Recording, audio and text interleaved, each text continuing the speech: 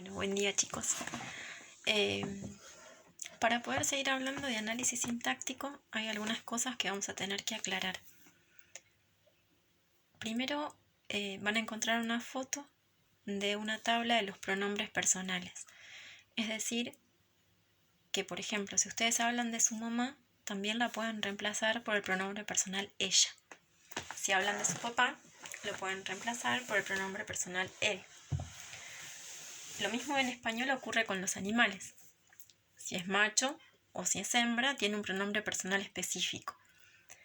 Y en el caso de que no sea un ser vivo, se puede reemplazar por esto, eso, aquello, este. Eso lo van a ir viendo ustedes a medida que les haga falta identificar cuál es esa palabra. Ténganlo presente para poder reemplazarlas. Van a ver que hay pronombres personales que son en singular, es decir, que responden a una sola persona, como puede ser yo, tú, que nosotros usamos el vos, él y ella. Y después están en plural. Nosotros, ellas, ellos, ustedes y vosotros.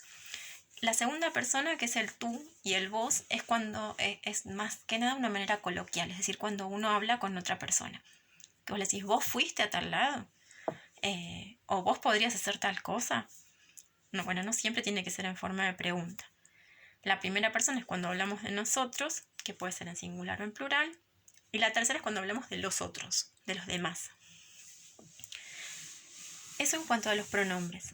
Eso estudienlo, cópienlo en su carpeta, hagan un cuadro tal como está en la foto, ponen pronombres personales y lo estudian. Porque después vamos a ver que depende de la persona, también va a depender el verbo.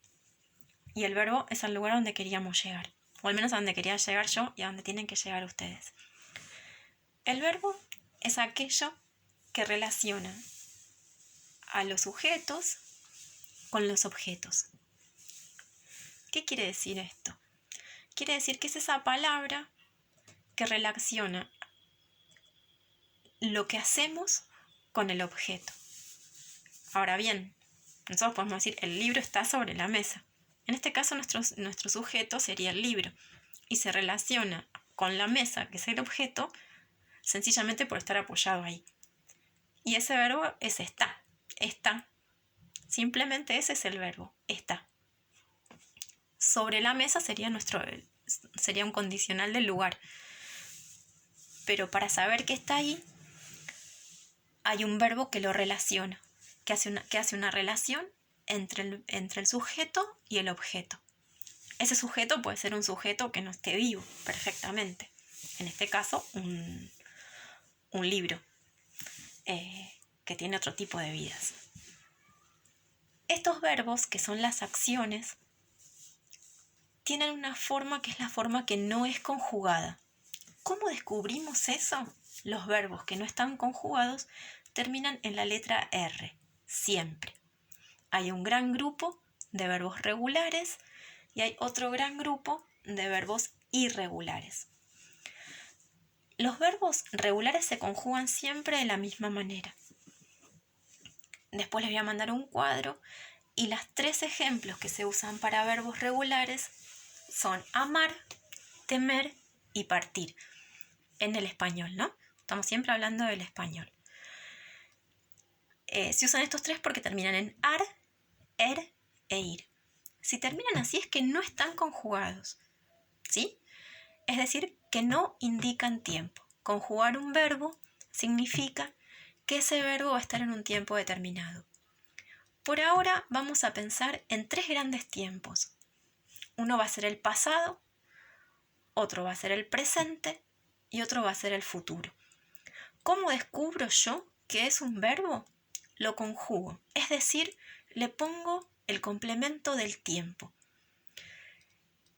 Vamos a pensar en jugar, que termina en R y que termina en AR como amar. Si yo quiero saber si ese verbo está en presente, en pasado o en futuro, solo tengo que pensar: yo jugué, yo jugaré, yo juego. Y tengo que ver qué momento le pongo a eso. Si yo pongo yo jugaré, seguramente no fue ayer, sino que será más adelante. Eso significa que es futuro. Si yo jugué, es que eso ya pasó. Y eso es pasado. Y si yo juego, es en este momento. Ahora, si dice, los chicos jugaban en la calle y ustedes no saben cuál es el verbo, lo que pueden hacer es tomar la palabra e intentar conjugarla. Es decir, tomar los pronombres personales y ponerles esa palabra. Si es los chicos jugaban en la calle, decir, bueno, a ver, calle. Yo calle, tú calle, él calle. No va, a menos que sea de callarse la boca. Pero en este caso es la calle de la ciudad. Y entonces ahí pensamos en jugar. Entonces ahí podemos conjugarlo. Si los chicos jugaban, son ellos jugaban, tú jugabas, él jugaba, nosotros jugábamos. Y ahí me da una indicación de que si lo puedo conjugar y tiene sentido lo que estoy diciendo, es un verbo. Para analizar las oraciones es necesario que tengan verbo. Si no, estamos con esta dicotomía de que son frases. A menos que sean estos verbos impersonales, que son llover, nevar, granizar, lloviznar, que ninguna persona puede hacerlo. Ninguna persona puede llover, ninguna persona puede nevar, ninguna persona puede granizar. Y en ese caso son oraciones unimembres.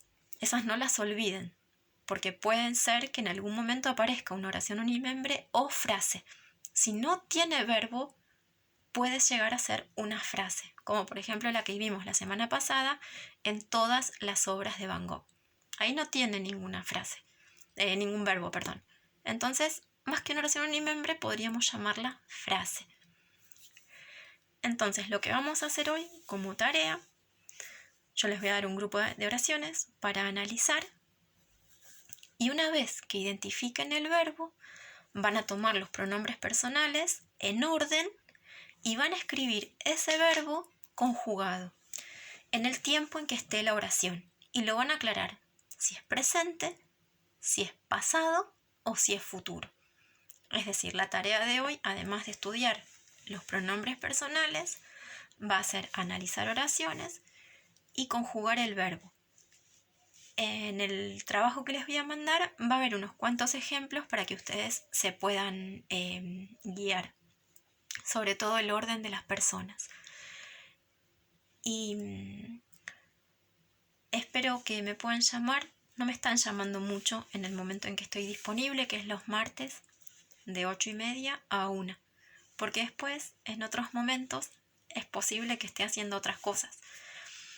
Y sería muy útil que ustedes, en el momento en que los maestros estamos disponibles, estén trabajando del otro lado y nos puedan hacer las consultas que necesitan, porque también en ese momento tenemos presente lo que estamos haciendo los maestros.